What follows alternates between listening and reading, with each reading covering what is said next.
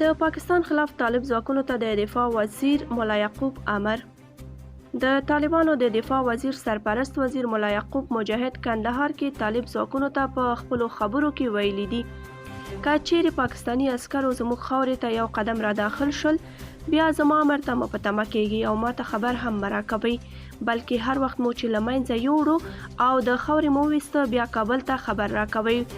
نوموړي دا هم ویلي چې د 90,000 کسیزې اردو چارې 8% بشپړ شوي دي. کندهار کې د برېښنا د نشتون له امله یو شمېر فابریکې تړل شوي دي. د کندهار صنعتکاران وایي چې په دغه ولایت کې ډېرې فابریکې د برېښنا د نشتون له امله تړل شوي او یو شمېر کمې د تیلو په کارولو سره فعالیت کوي. په کندهار کې د صنعتکارانو د اتحادیې رئیس فضل حق مشکاني زیاته کړې چې په دغه ولایت کې یوازې په صنعتي پارک کې شاوخوا 350 فابریکې شتون لري چې یوازې لږ شمېرې فعالي او نورې ټولې تړل شوي.